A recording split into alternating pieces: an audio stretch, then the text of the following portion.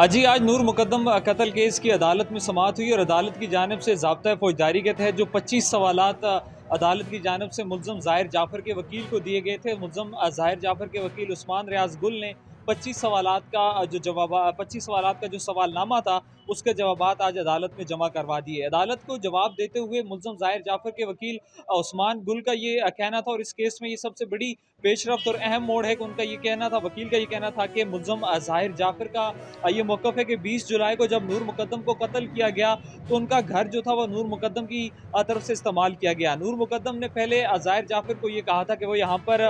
Party करना चाहती है और नूर मुकद्दम के पास भारी मिक़दार में मंशियात भी थी, जिस पर मुल्ज़म ज़ाहिर जाफ़र ने इनकार किया। लेकिन नूर मुकद्दम के इसरार पर जो उन्होंने अपने बहुत से दीगर दोस्तों को भी वहाँ पर बुलाया और मुल्ज़म ज़ाहिर जाफ़र के घर जो है एक पार्टी भी की और पार्टी के बाद फिर उस्मान रियाज़ गुल जो वकील था मुल्ज़म ज़ाहिर जाफ़र का, उनका मज़ीद ये कहना था कि मुल्ज़म ज़ाहिर जाफ़र जो थे उन्होंने भी वहाँ पर मंशियात का इस्तेमाल किया और नशा आवर जो मंशियात थी वो उन पर गालिब आ गई। गालिब आने के बाद जब मुल्ज़म ज़ाहिर जाफ़र का ये कहना था कि जब वो होश में आए तो उन्होंने अपने आप को कुर्सी के साथ बांधा पाया और उसके बाद उन्होंने जब होश में आए तो उन्होंने देखा कि कोई और शख्स जो है वो नूर मुकद्दम को कत्ल कर गया था और उनका नूर मुकद्दम के कत्ल से दूर दूर तक कोई ताल्लुक नहीं है। इस पर ये भी बताते चलें आपको कि केस में मुल्ज़म ज़ाहिर जाफ़र के ऊपर नूर मुकद्दम के साथ ज़्यादती भी जो है वो डीएनए टेस्ट के बाद साबित हुई है। तो इस पर मुल्ज़म ज़ाहिर जाफ़र के वकील का ये कहना था कि नूर मुकद्दम कत्ल केस के जो ताल्लुकात थे ज़ाहिर जाफ़र के साथ वो उनकी मर्ज़ी के मुताबिक तो इसीलिए जो है डीएनए टेस्ट रिपोर्ट में जो है वो रेप का जो रिपोर्ट थी वो मस्बत आई है। मुल्ज़म के वकील का मज़ीद ये कहना था कि पुलिस की जानिब से जो है वो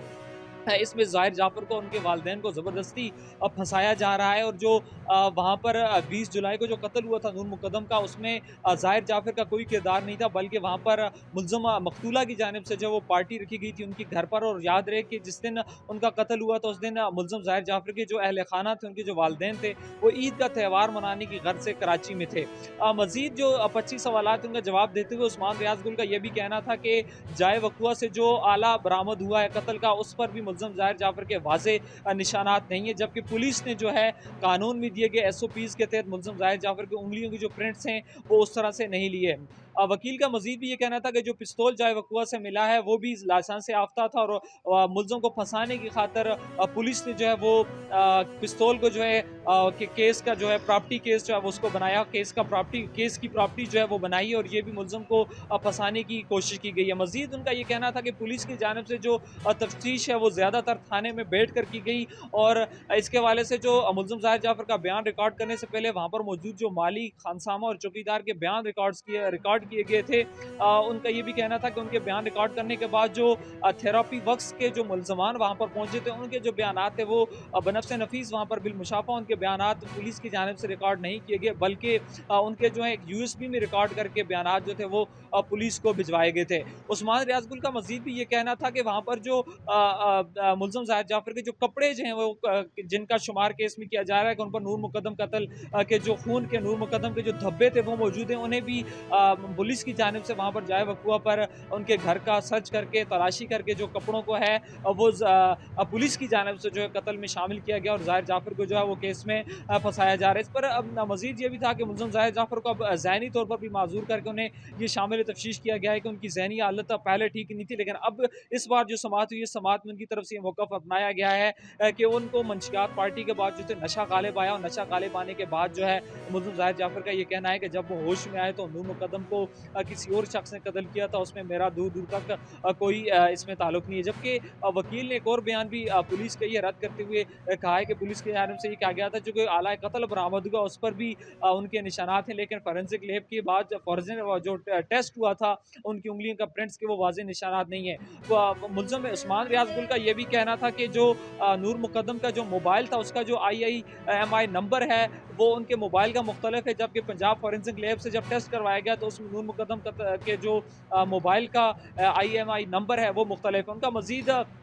यह भी कहना था कि पुलिस की जानिब से कहा गया था कि मुल्ज़िम ज़ाहिर जाफ़र का फ़ोन जो है वो उन्होंने खुद बरामद किया, जबकि वकील का ये कहना था कि मुल्ज़िम ज़ाहिर जाफ़र की निशानदेही के बाद जो है मोबाइल उनसे बरामद किया गया और उनको गिरफ़्तार करने और हिरासत में लेने के बाद जो है मोबाइल पुलिस के पास था और पुलिस ने इस मोबाइल के ज़रिए जो है वो तफ्तीश में गड़बड़ की है और उन्होंने मुल्ज़िम ज़ाहिर जाफ़र को फंसाने की कोशिश की है। 25 सवालात के जवाबात है वो उस्मान रियाज़ गुल ने अदालत में जमा करवाए हैं और अदालत में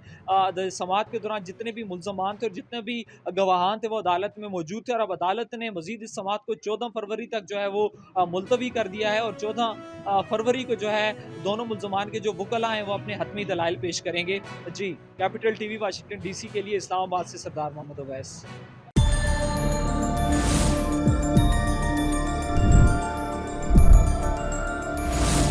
You are watching Capital TV Washington,